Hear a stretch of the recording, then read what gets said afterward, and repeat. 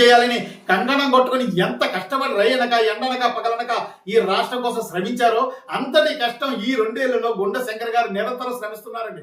ఆయన చూస్తే మాకేమనిపిస్తుంది, ఈ శ్రీకాకుళంలో ఇంతటి దమ్మున్న నాయకులు ఉన్నారా, అంత సమర్థమైన నాయకులు ఉన్నారా, నిరంతరం శ్రమిస్తున్న నాయకుడు ఉన్నాడా అని ఆశ్చర్యం కలుగుతుందని. గతంలో ఏ నాయకుడు కానీ ఏ గ్రామాల్లో కానీ ఏ వార్డులో కానీ తిరిగినట్టు చూపించండి ఒకసారి ప్రచారంలో.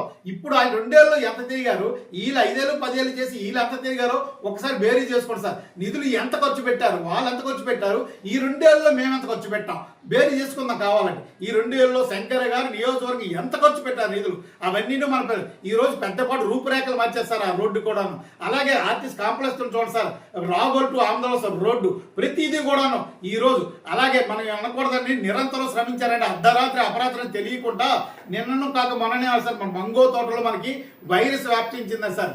దాన్ని మనకి డయేరియా. ఆ డయేరియా కోసం రేయింబగళ్ళు కూడా ఆయన కష్టపడ్డారండి.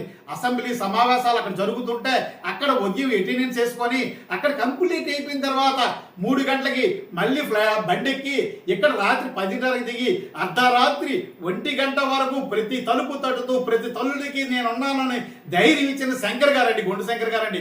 అంతటి నాయకుడు మాకు దొరికినందుకు నిరంతరం మేము సంతోషిస్తున్నామండి. ఎందుకంటే ఈ నియోజకవర్గం సమర్థమైన నాయకుడు. మీరు ఎక్కడైనా చూడండి, ఏ రోజు 10-15 కిలోమీటర్లు అవలేలాగా నడుస్తున్నారు. ప్రతి సందులో కూడా చిన్న చిన్న రోడ్లతో సహా ఆయన తెలియని ఏరీ లేదు. ఒకప్పుడు మీరే విమర్శించేవారు కొంతమంది నాయకులు, గుండా శంకర్ అంటే ఎవరో తెలియదని చెప్పేసి.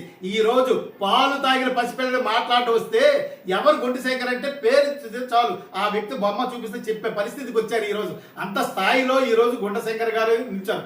ఇది నిజంగా ఆయన ఏంటంటే పాలన, వాళ్ళ పరిపాలన దక్షతకి నిదర్శనం మేము తెలియజేస్తున్నాం సార్. గుండా శంకర్ గారు నిరంతరం పనిచేస్తున్నారు. వాటికి తోడు అగ్నికి వాయువు తోడైనట్లు మా కేంద్ర మంత్రి కింజరాపు రామ్మోహన్ నాయుడు గారు, అలాగే మా రాష్ట్ర మంత్రులైన కింజరాపు అచ్చెన్నాయుడు గారు సహకారం మరువులేంది. ఈ జిల్లా అభివృద్ధి కొరకు వాళ్ళు నిరంతరం శ్రమిస్తున్నారు. వారి సహకారంతో గుండా శంకర్ గారి సహకారంతో త్రిమూర్తులైన ఈ కలయికల్లో శ్రీకాకుళం నియోజకవర్గం పూర్తి స్థాయిలో అభివృద్ధి జరుగుతుంది. 2 ఏళ్ళలోనే మేము ఎంత చూసాము, ఇంకా 3 ఏళ్ళు ఉంది. 3 ఏళ్ళలో మరింత అభివృద్ధి దూసుకుపోతామని తెలియజేస్తున్నాం. గత 10-15 ఏళ్ళు అభివృద్ధి చెందంది 5 ఏళ్ళలో గుండా శంకర్ గారు చేసి చూపిస్తారని మీకు తెలియజేస్తున్నాం అని ముందుగా తెలియజేస్తున్నాం. చిక్కోలు ప్రజలు ఈ రోజు ఏ నోటను చూసినా సరే, ఎక్కడ చూసినా గుండా శంకర్ అని అంటున్నారు. ప్రతి ఒక్క నోటాలుగా గుండా శంకర్ తప్ప వేరే మాట లేని పరిస్థితి ఏర్పడిందండి. అంతటిగా నాయకుడిగా పాతుకుపోయారు ఈ రోజులో. అలాంటి నాయకుడు దొరికినందుకు మేము గర్విస్తున్నాం. అటువైపు చంద్రబాబు నాయుడు గారిని చూసాము, ఇటువైపు గుండా శంకర్ గారిని చూస్తున్నాం. ఇంత శ్రమికులు అందుకు ఈయన కష్టపడి తత్వం తెలుసుకున్నారు కాబట్టి మన అచ్చెన్నాయుడు గారి లాటలు, రామ్మోహన్ నాయుడు గారి మనకి రాష్ట్ర మంత్రులు ఇద్దరు కూడా రాష్ట్ర కేంద్ర మంత్రులు సపోర్ట్ చేస్తూ ముందుకు ఆయన దూసుకుపోయేటందుకు మీకు మేము ఉన్నామని కొండంత అండగా శ్రీకాకుళం నియోజకవర్గం వస్తారు. గుండె శంకర్ గారు చేస్తుంది ఎంతైనా తక్కువనే చెప్పాలండి. కేంద్ర మంత్రి గారైన గౌరవనీయులు రామ్మోహన్ నాయుడు గారి సహకారము, అలాగే రాష్ట్ర మంత్రి గారైన కింజరాపు అచ్చెన్నాయుడు గారి సహకారంతో ఈ శ్రీకాకుళం నియోజకవర్గంలో విపరీతం నిధులు సమకూర్చుకుంటున్నారండి. ఒకసారి చూడండి, శాలివనం రోడ్లు కానివ్వండి, అక్కడ ఆ శాలివనం పంచాయతీ పరిధిలో ఒక శ్మశానికి రోడ్డు కానివ్వండి, అంటే ఆయన నియోజకవర్గం పరిధి.